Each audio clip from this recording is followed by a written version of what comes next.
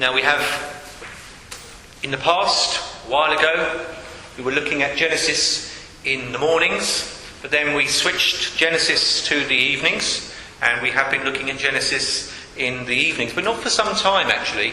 And what we're going to do this morning is we are going to together look at some of, and indeed, God willing, next week as well, look at some of the aspects of this chapter, one particular aspect of this chapter. But let's read from verse 1.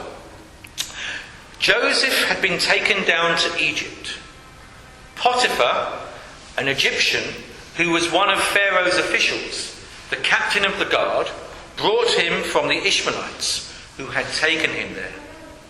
The Lord was with Joseph, and he prospered, and he lived in the house of his Egyptian master. When his master saw that the Lord was with him, and that the Lord gave him success in everything he did, Joseph found favour in his eyes and became his attendant. Potiphar put him in charge of his household, and he entrusted to his care everything he owned. From the time he put him in charge of his household and of all that he owned, the Lord blessed the household of the Egyptian because of Joseph. The blessing of the Lord was on everything Potiphar had, both in the house and in the field. So he left in Joseph's care everything he had. With Joseph in charge, he did not concern himself with anything except the food he ate. Now Joseph was well built and handsome. And after a while, his master's wife took notice of Joseph and said, "Come to bed with me." But he refused. "With me in charge," he told her, "my master does not concern himself with anything in the house. Everything he owns has been entrusted to my care. No one is greater in this house than I am. My master has withheld nothing from me except you, because you are his wife. How then could I do such a wicked thing and sin against God?" And though she spoke to Joseph day after day, he refused to go to bed with her, or even to be with her. One day, he went into the house to attend to his duties, and none of the household servants were inside. She caught him by his cloak, but he left his cloak in her hand and ran out of the house.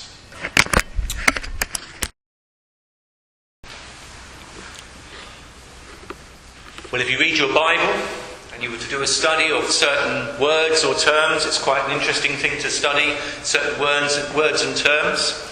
But if you look for the term valley or valleys, you find often in the Bible there are valleys that are named after certain events.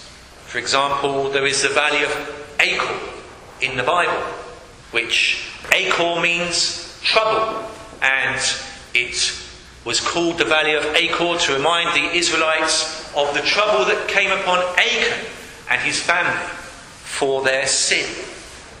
There's another valley called the valley of Berakah, which means the valley of praise.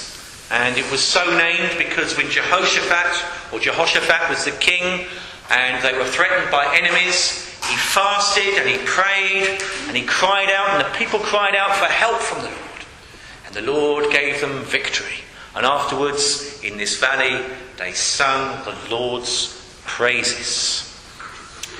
If you're in danger, oftentimes you might turn to Psalm 23, where we read of going through the valley of the shadow of death, sometimes described as being the darkest valley.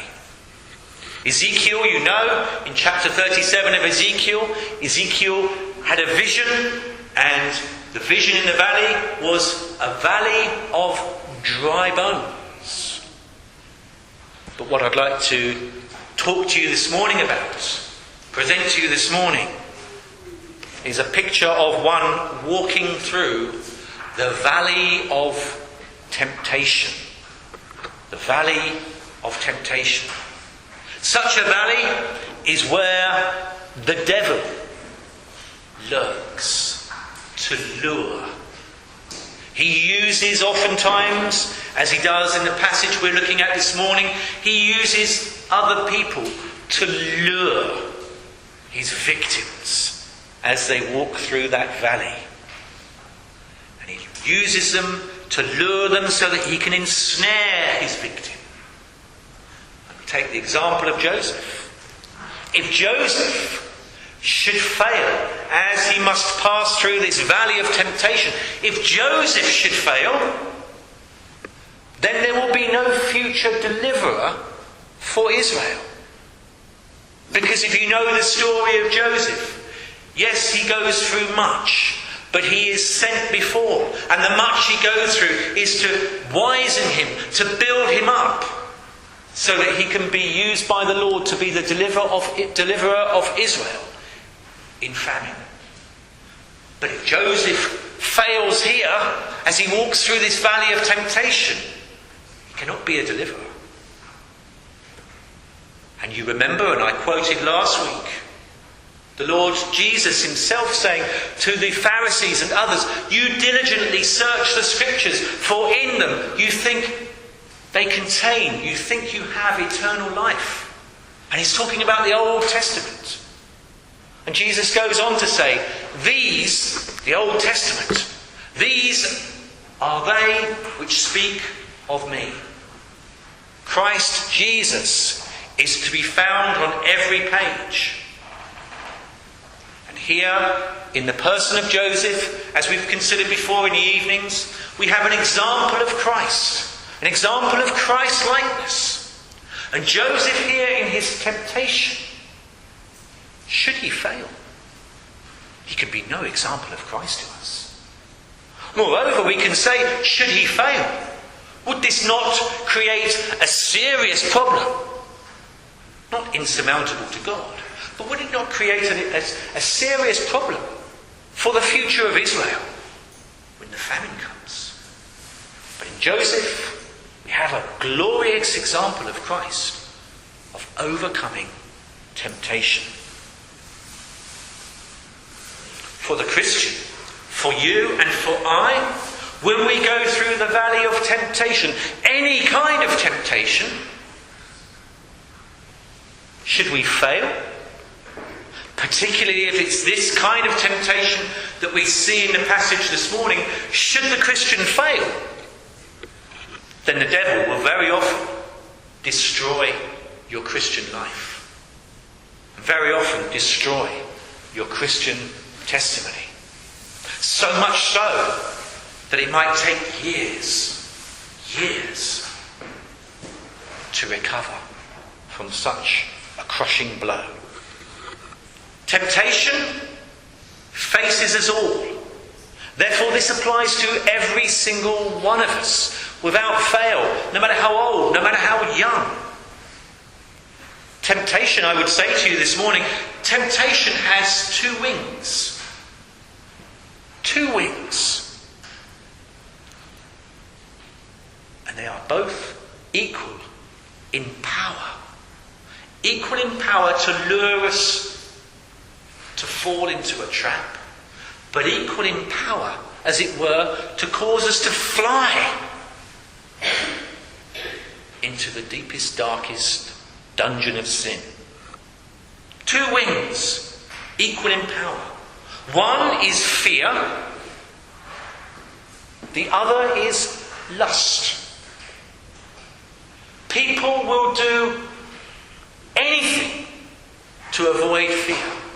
When fear grips a heart, there is no telling what a person is capable of doing to try to rescue themselves. Now, of course, sometimes that's obviously a noble thing. It's a good thing. It's a right thing. It's foolishness to play with fire. It's foolishness to be in situations where there's danger. And fear there is right, because it can serve as your deliverer.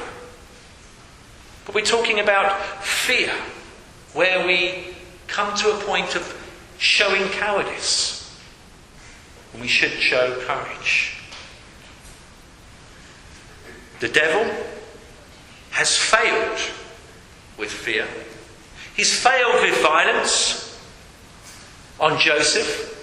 Because Joseph, if you know the story, Joseph went to meet his brothers, and what happened? He found them and they said, look, here comes that dreamer. Let's rid the earth of him. And they wanted to kill him. In the end, they compromised on that and they threw him into a cistern where he would perish anyway. But then they saw some Midianite traders coming along and they said, let's sell him into slavery and be done with him that way. And so he experienced violence and the temptation through that fear to sin, to curse God, to curse his family. And later on, even as this passage goes through, and you come out the other side of it, as it were, he ends up in prison. The devil comes back to that form of temptation, fear again, of being in prison. The other wing is lust. He's failed in his assault with violence, and now he assaults the person of Joseph with pleasure, wrongful pleasure, wrongful and sinful lust. And it's worth saying, because it's very true, that lust, temptation, in whatever kind, looks delicious. If it didn't look delicious, it would not be a temptation. It looks delicious. And yes, if I can put it this way, it tastes sweet in the mouth. There is undoubted pleasure in the pursuit of wrongful lust. It tastes sweet in the mouth. But afterwards, it leaves a bitterness. A bitterness that is far more bitter than the sweetness that was there before. And the memory of the sweetness is as nothing in comparison to the prevailing bitterness that has now gripped the heart.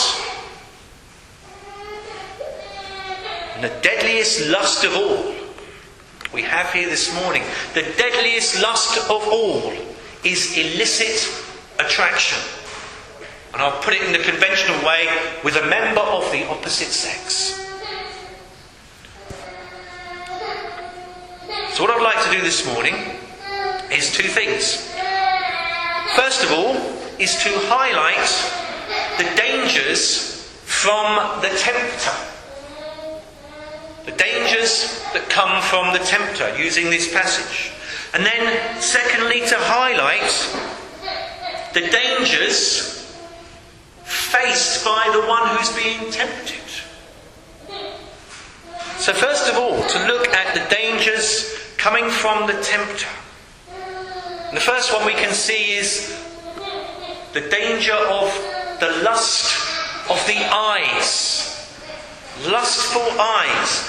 Verse 6 and the second part. Now Joseph was well built and handsome, and after a while his master's wife took notice of Joseph. He's well built and handsome. She takes notice of him. The New King James actually says, not she took notice of him, but she cast longing eyes at him. The eye is the window of opportunity. The eye is the window of opportunity for the mind, for the heart. Job, when he was being tempted by his friends and by his wife and others, he spoke up and spoke about his innocence. And at one point he said, look, if I've done this sin or that sin, may God cut me off forever, may I be destroyed forever, as it were. And at one point he says, if my heart has walked after my eyes. The eye is the window of opportunity. If my heart has walked after my eyes, the eye has seen something attractive, something nice. The heart is notified. And the heart, with a passion, as it were, follows the eyes. It walks after the eyes. The eyes see, the heart follows. And therein is danger. I knew a man one time who spoke about attractive members of the opposite sex. And he said how he enjoyed looking at them. He was a Christian. He said he enjoyed looking at attractive members of the opposite sex. And he said there's nothing wrong in looking. Nothing wrong in looking. I can look and I can admire and I can praise God for making a person so beautiful. Well, there may well be nothing wrong in looking.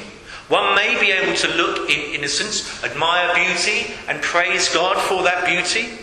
But we have an enemy of souls, the devil. And the devil likes to take something that there's nothing wrong with and lure our hearts into his trap, to ensnare us, to cause the heart to walk after the eyes.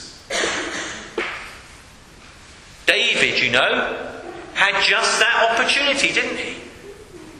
He was on the roof of his building. He sees another woman bathing.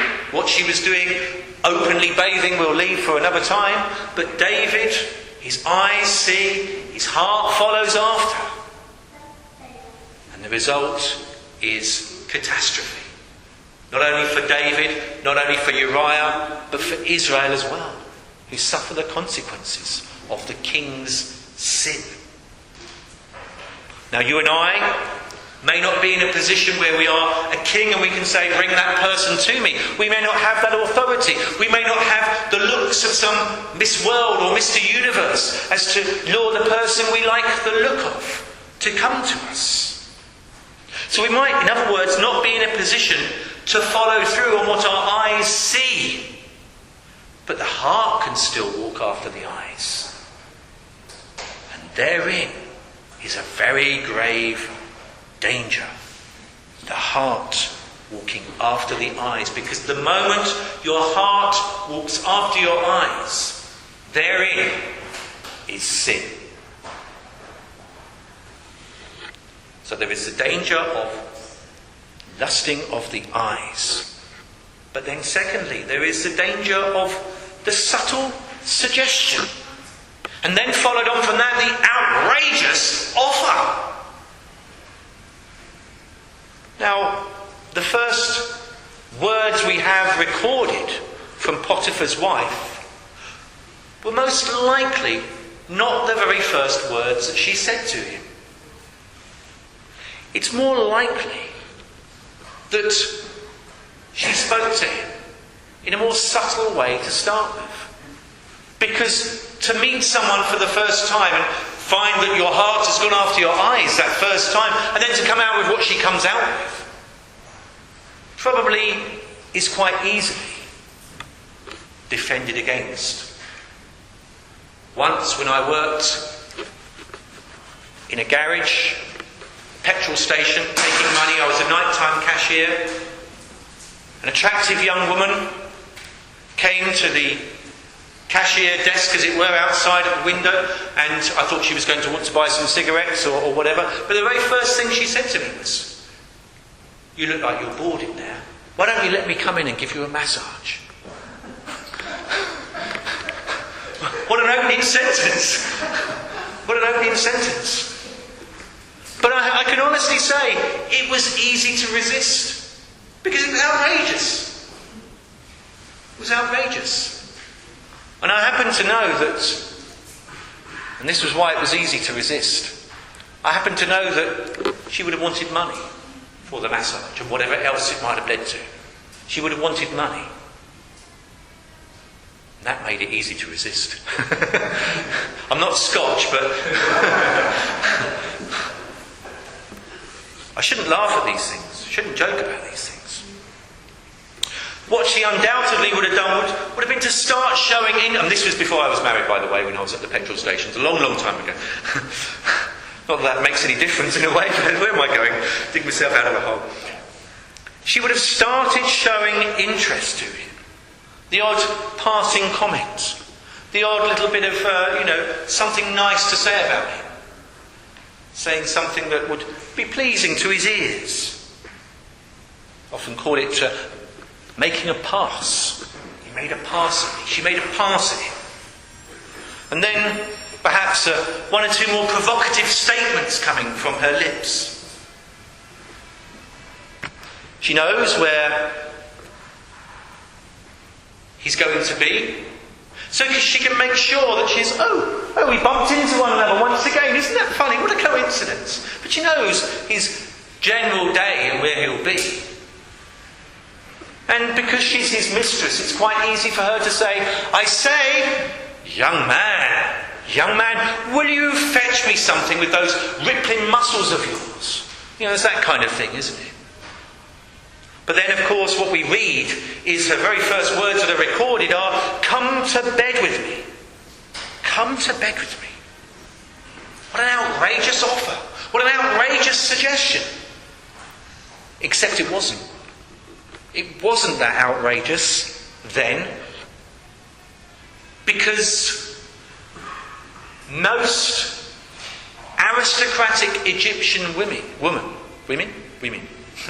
most aristocratic women were unfaithful to their partners, to their husbands. Just as the husband would be unfaithful to the wife, so the aristocratic woman would be unfaithful to their husband. There is a story of a certain pharaoh one time saying, go throughout my kingdom and see if you can find a faithful woman. And they searched high and low. They hunted back and forth until they found one woman. Don't know how they decided she was faithful, but they found one woman who was faithful. At which point the story goes, the Pharaoh promptly married her. He made her his wife. So it wasn't an outrageous offer then. And actually, it's not so outrageous an offer today, is it? Because today, adultery, unfaithfulness is something that occurs in all walks of life, in all areas of society. Today the expression perhaps wouldn't be quite so blunt as that, but it would be more like, are you coming in for coffee? Coming back to my place for a nightcap? It amounts to the same thing, doesn't it? The devil loves to seduce his people, to seduce the Lord's people into sin, into temptation. And so he uses those who are his own, as it were. He uses them to bring the soft thought to the mind, to assault the heart. And sometimes if we think of temptation in general, it doesn't have to be another person. His fiery darts, he can come at us with those, can't he? And just make subtle suggestions to us. Or sometimes to assault us with an outrageous statement. Maybe something of extreme blasphemy enters the heart of the Christian. The devil's assault is at its worst. So there's a danger of the lust of the eyes, there's a danger of the subtle suggestion or the outrageous offer.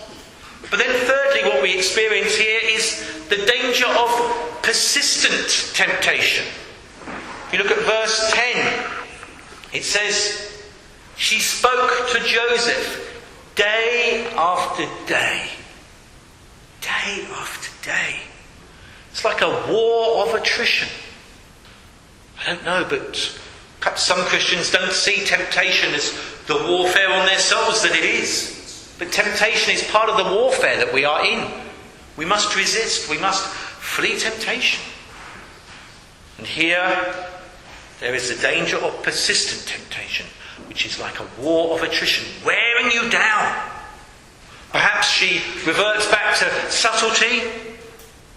Maybe she's like someone today who would say, having been knocked back, well, can't we just be friends? We can just be friends. There's no harm in that. We can go out for the occasional lunch and whatever, and just be friends. Just be friendly with one another. Day after day, day after day, resistance is worn down, and the victim is drawn into a spider's web. There, as one writer puts it, virtue dies. The devil loves to bombard the Lord's people. And then there is, fourthly, the danger of the careful plan. One day, verse 11, Joseph went into the house to attend to his duties, and none of the household servants was inside. She caught him by his cloak and said, "Come to bed with me." The danger of the careful plan. Oh, what a coincidence again. No one's in the house. Do you think that's just something that's happened, which shouldn't normally happen, but for some strange reason it's happened? Would you not agree that it's the result of her careful planning? She's the mistress of the house. She's the one who can command all the servants, all the slaves to do this, that and the other. She knows Joseph's general duties and his general manoeuvring, as it were. She knows when he's likely to come into the house. It's quite easy, isn't it, to arrange that all the servants are away on an extended duty somewhere, so that we've got all this time to ourselves. Perhaps she thinks to herself that Joseph would really like to respond in the way I want him to. But his concern, I'm sure it must be his concern, is fear. It's the fear of being caught. The fear of what would happen if one of the other slaves saw. What they might say to the master. And then what would happen to him. And so I'm suggesting, therefore, how to answer that. There's no one around. They're away. Just like we read in that proverb about the adulterous woman who says, "My husband has gone away. He's on a long journey. He's taken a big bag of money with him. He'll be away for several days. Come, let us drink freely of our love." Which isn't love at all, it's lust. And so she knows that Joseph and her can be alone. But a careful plan is put into place. We read in the Psalms that in his arrogance the wicked man hunts down the weak, who are caught in the schemes he devises. And we read, even on his bed he plots evil. He commits himself to a sinful course and does not reject what is wrong. Even on his bed he plots evil. There she is, probably been planning this for days. Maybe it's quite difficult to get all the servants out of the house at once. So it's taken a long time, a lot of careful planning. Oh good, it's market day. That takes care of two of them. But let's send a third one today, because we'll give a bigger order or something. And maybe we can send some others on an errand to our friends over wherever it is. Invite them for a meal or something. But that will take them a few hours.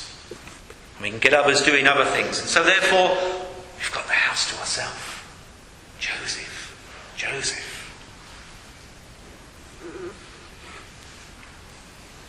And the devil too knows our schedule, doesn't he? He knows your schedule in life. He knows the routine things that you do. But more dangerously, he knows the things that you like. He knows the things that are tempting to you.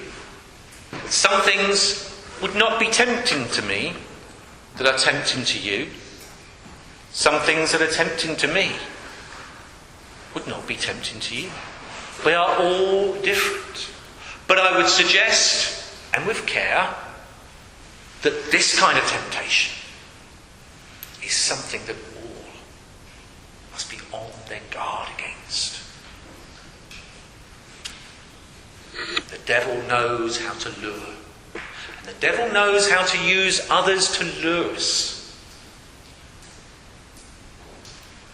So those In brief, are some of the dangers that we see in this passage from the tempter. We might say the temptress, but I'm not wanting to divorce what Potiphar's wife is doing from the devil who's behind these things. So, dangers from the tempter.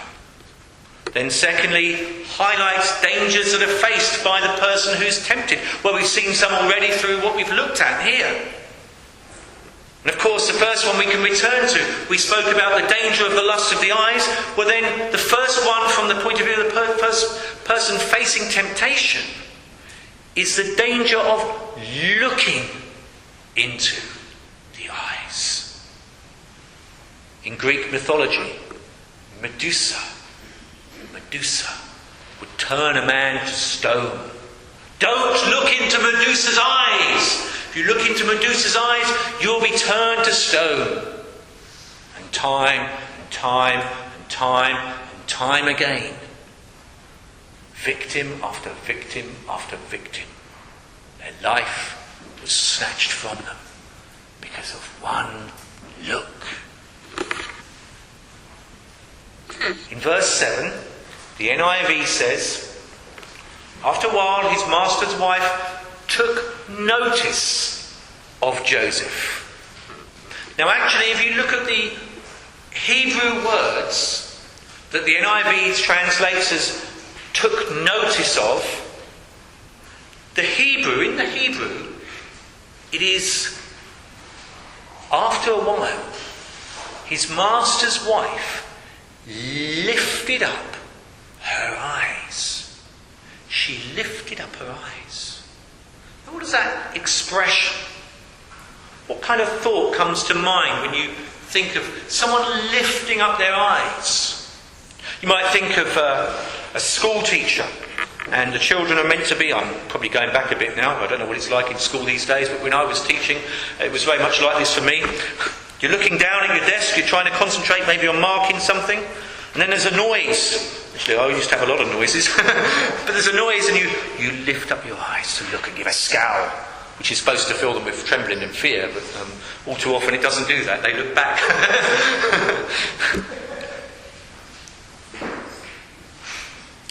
But here, the lifting up of her eyes, think of it in a different way. Because the way I believe it's meant is that, as we would kind of term it today, she gives him the look. She gives him the come on. A look that is filled with lust. A look that says, I'm yours. A look that has written all over it, I don't know, I fancy you.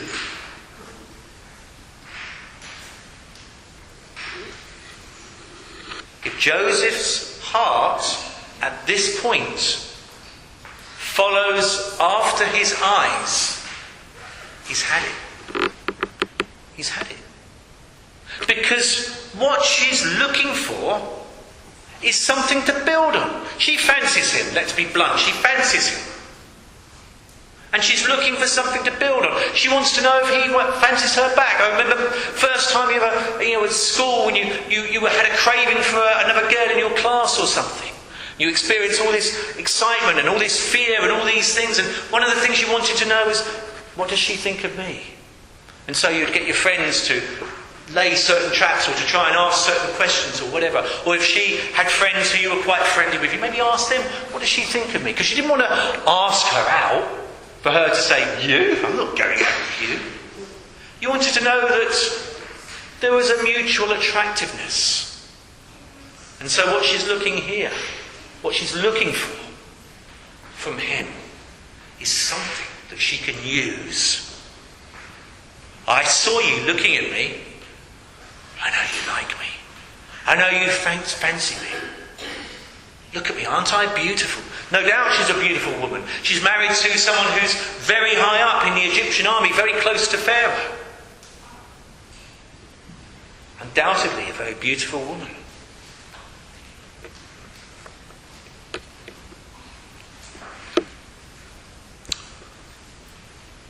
If the eyes are allowed to roam after the heart, if the eyes lure the heart and the heart is allowed to roam after the eyes, then the person is in great danger. And today I would suggest that the difficulties that we face in our day are even greater, because it's all around us.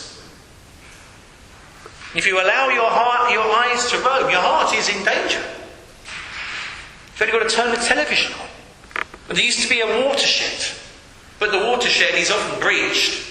And even when it's not breached directly by a programme, they're advertising a programme that will later on be okay for after the watershed. It was meant to be 9 o'clock, wasn't it, at one point? I don't know if it still is. All I know is that since Mary Whitehouse passed away, there's no one really who complains, and anything goes, it seems. Television, computer. Here's a question for you. Do you think that there's more likely to be a road accident in the summer or in the winter? Now, the obvious answer would be to say in the winter because there's more ice. It's darker. The roads can be slippery and dark. But in 2008 to 2009, 1 million, well nearly 1 million, 1 million road accidents were caused by a driver who was distracted by a member of the opposite sex, and especially in summertime. You don't need me to tell you why summertime is more than wintertime. 1 million. And it's not just men. Quite a high percentage of women. In a survey that accompanied this report, quite a high percentage of women admitted when they saw a member of the opposite sex who looked quite attractive to staring at them whilst driving along in the car. One writer says that advertisements, the billboards, advertisements, not just billboards now, but people have crashed because they were looking at an advertisement.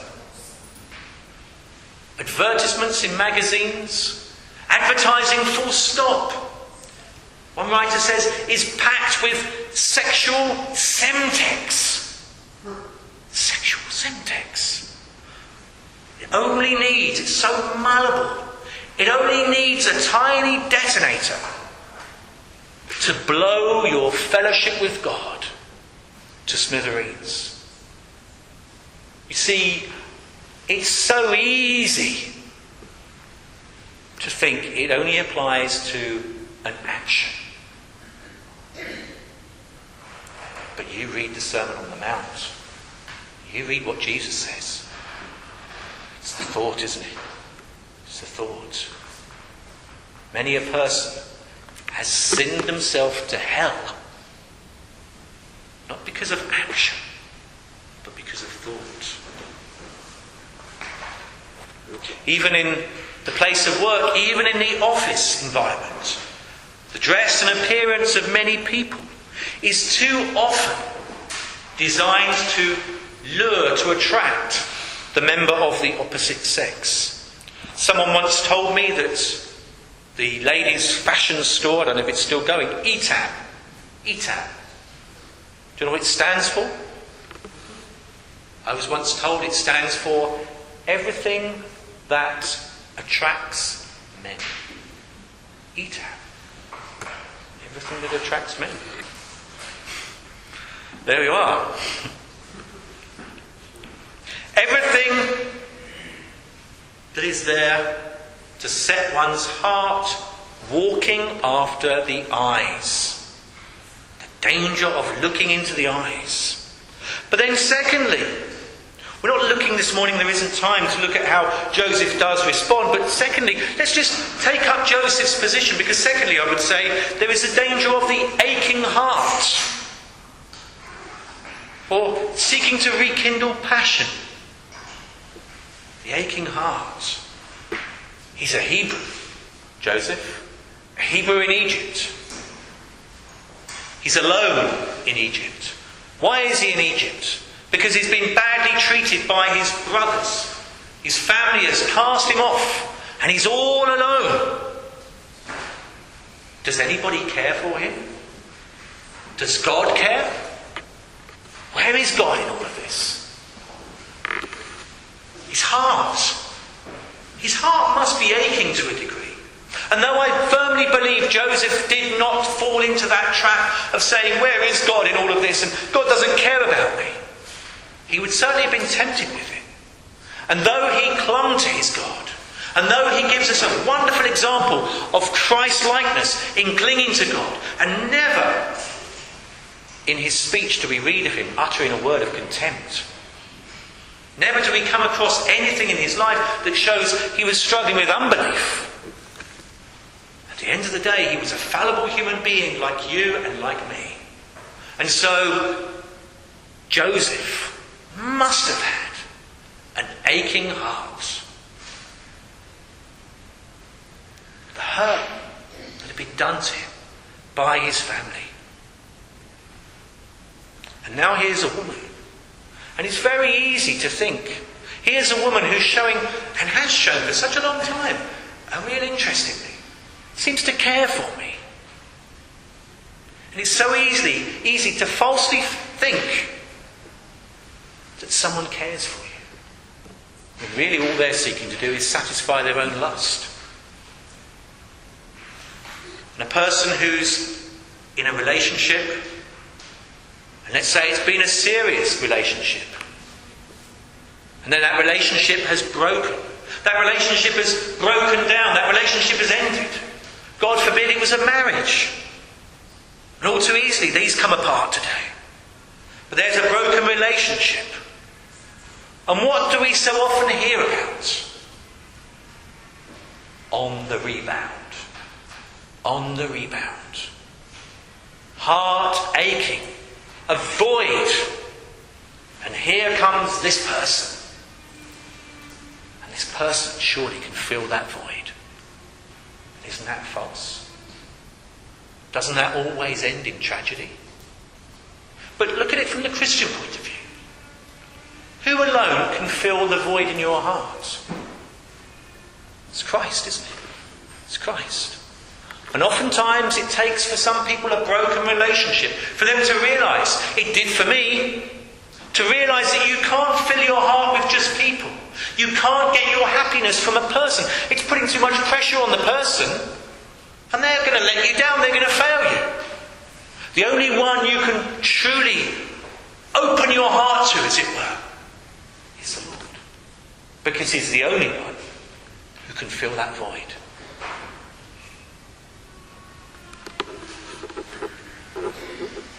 There's a person and they're not in a broken relationship. They're a Christian. They're married. To the outside world, it's a wonderful, blessed relationship. But you know, if you could be a fly on the wall, if you could be a microscope to the heart, you would see that there's unhappiness in the home. That he and she are unhappy together. And then he goes and he meets someone. And that someone seems to provide the thrill that he once had with his wife. The thrill of their company. The delight of their pleasure. It's so enjoyable to be with them. They seem to care. And they will listen to me. Maybe it starts off with a bit of an agony aunt thing. And you find that they're listening. They're good to listen. They listen to me. They take in what I'm saying. They show real concern. And so you start to pour your heart out about your concerns at home, about where it's going wrong. That's a very dangerous ground to be on. Very dangerous. The devil loves that one. I'm going to leave it at this. But very soon, it's the right thing to do, isn't it? Just to put your arm around that individual, to comfort them. That's the Semtex. That's dynamite. And that's an explosion. Because what the person will feel invariably as their arm goes around them, they will literally feel things they haven't felt from perhaps when they first got married. This is wonderful. I can't let go of this now. You You do things to me. You mean things to me. This. And you see the road. It's disaster, isn't it? It's disaster. There's a video on the BBC website you can see, tragic, of a young man who's got a camera on his helmet, motorcycle helmet. And he's driving at speeds of 97, 98 miles an hour. And he has a fatal crash. The BBC spare the crash. They stop it the moment before impact. The last thing you hear is, the realisation of the man is dead. That arm coming round you amounts to the same thing.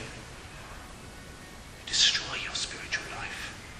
Destroy it. And take you many a year, if ever, to know the smile of God upon your life again. Now, I'm not saying if you're a Christian that fall will mean you're cast off from God and sent to hell. I'm not saying that.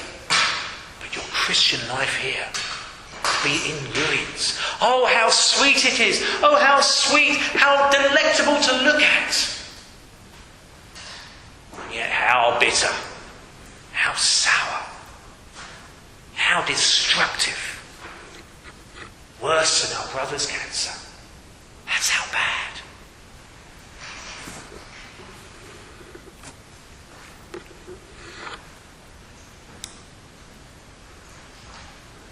The internet helps all this, you know.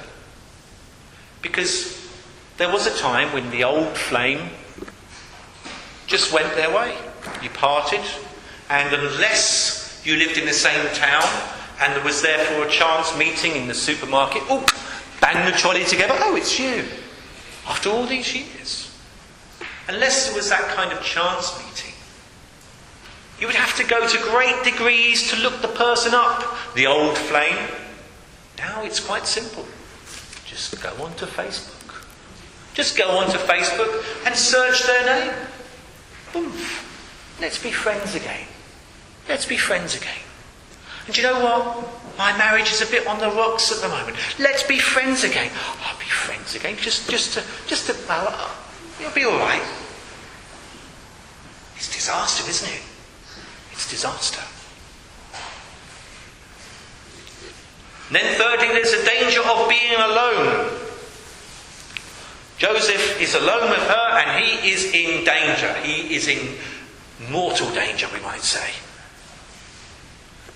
The danger for us is believing in our own strength. Believing that, I'm strong enough.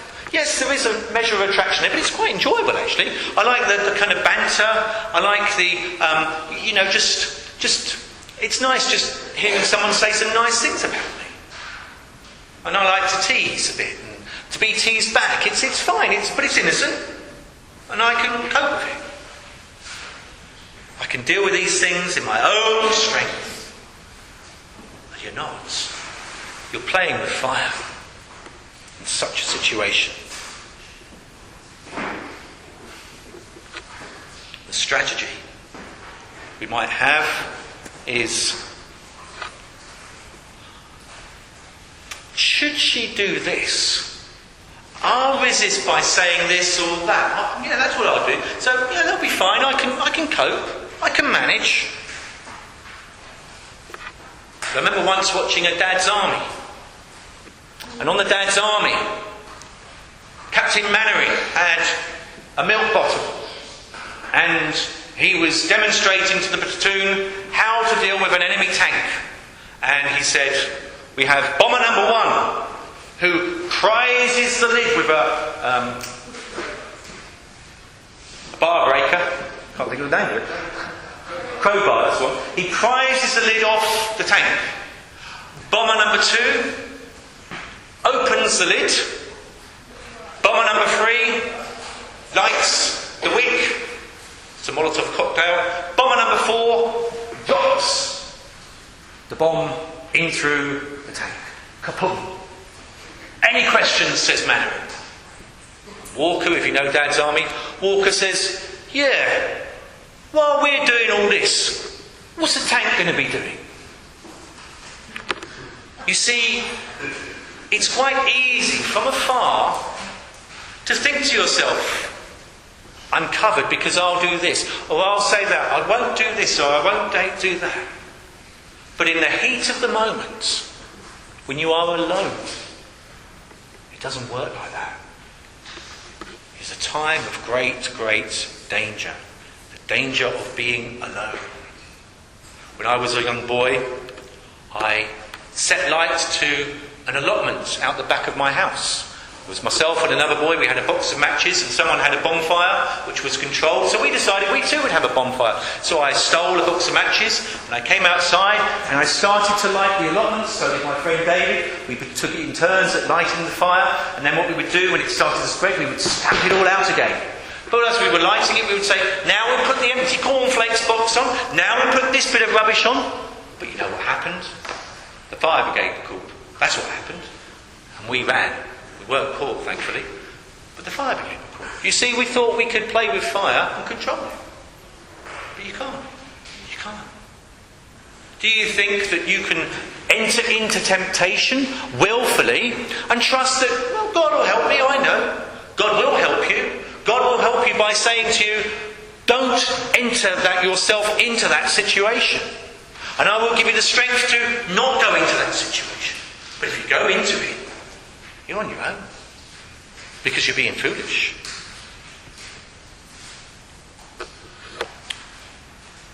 And then the fourth one, the danger of outside influence. Now, of course, it's not here, and so I'm surmising, but you can imagine Joseph, he would have surely talked to the other slaves, and if, as I'm assuming that Potiphar's wife was very beautiful, I'm sure, as men do, if you've ever worked on a building site, you hear some of the conversations there. I'm sure some of the conversation from some of their lips would have been about Potiphar's wife, and as to how attractive she was. And then maybe one person overheard her making a pass at Joseph. Saw the little touch she tried to give him to his hand as he went past or something. Whoa, you're all right there, mate, aren't you?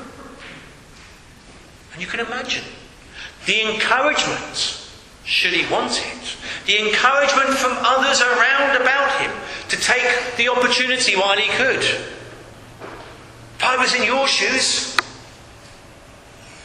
danger of outside influence. Today, of course, we are influenced, I've already mentioned the television, the computer, but we are influenced dramatically by those things.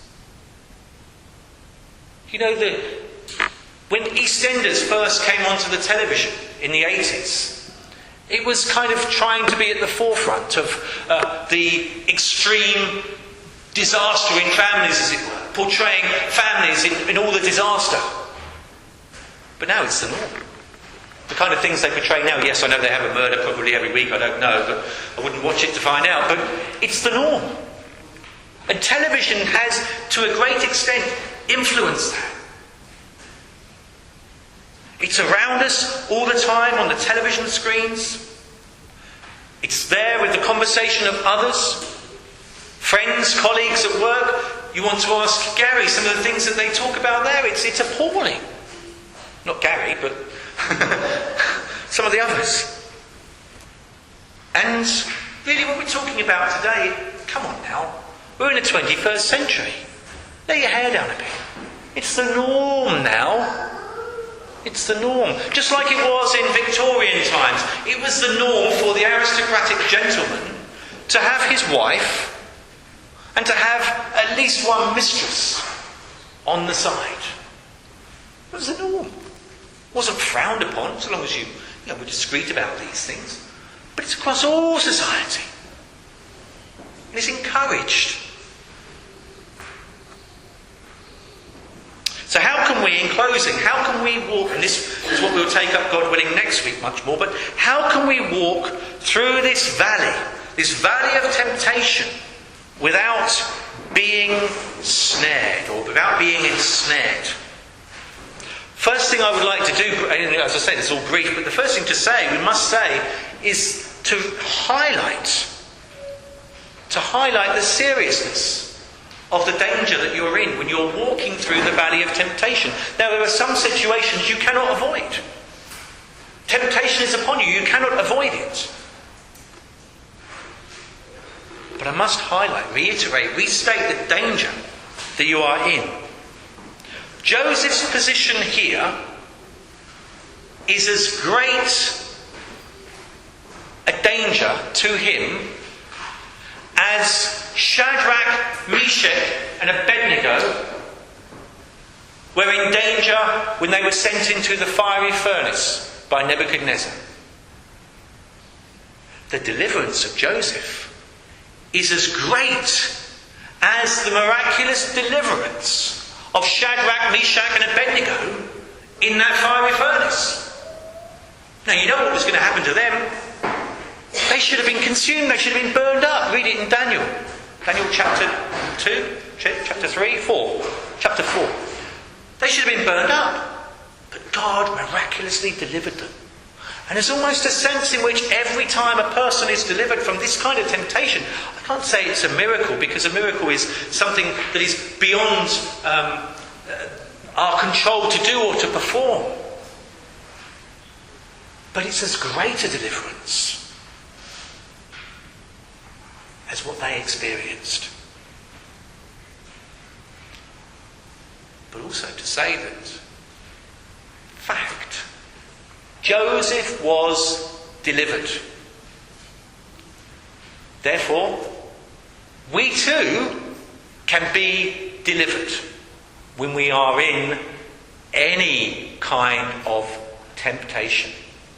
We too can escape from the clutches of the tempter. The devil, he's a manipulator. He will manipulate the situation.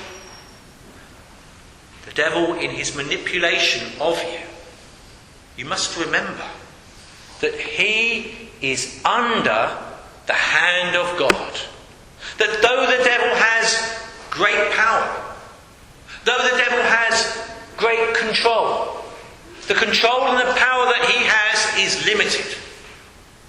It's limited in its degree, but it's also limited in its authority, because God is sovereign over all. We read Paul in 1 Corinthians, he says, "No temptation has seized you except what is common to man. And God is faithful.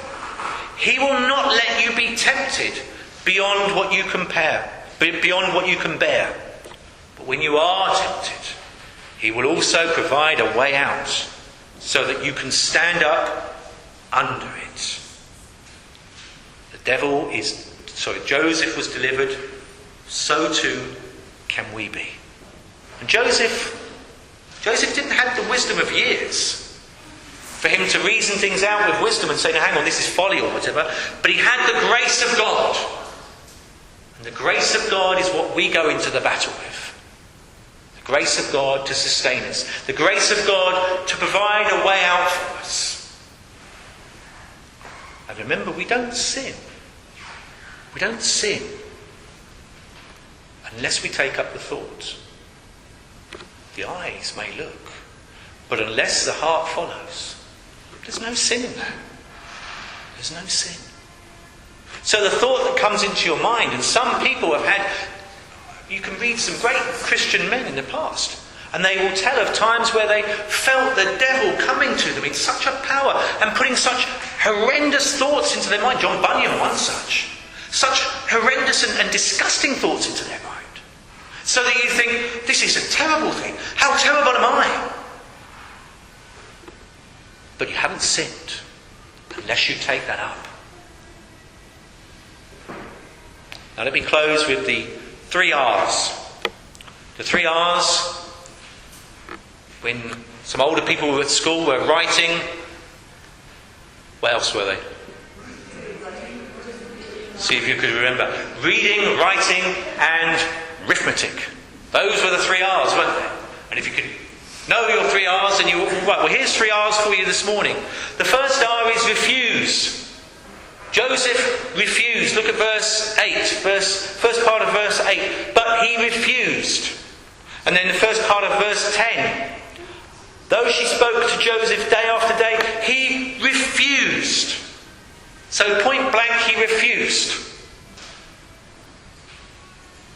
But then the second R, we read in verse 8b, With me in charge, he told her, my master does not concern himself with anything in the house. Everything he owns he has entrusted to my care. No one is greater in his house than I am. My master has withheld nothing from me except you because you're his wife. How could I do such a wicked thing and sin against God? What is he doing there? You might say he's reasoning. But that's a dangerous thing to do. Don't try to reason with the devil, because he'll outsmart you. You want proof of that? Go back to the Garden of Eden. Go back to Genesis chapter 3. He's better than you and I at reasoning. So the second R is not that he reasons with her, though he, in a sense, does, because of course he's giving the reasons why he's refusing. But effectively what I would suggest he's doing is he's resolving in his own heart. And he's strengthening his own heart through putting these facts down. To resolve a resolution. I must not do this because. He's not reasoning with her. He's resolved. Resolved to not do it. And we read as well. He resolved, in the second part of verse 10, not to go to bed with her, or even to be with her.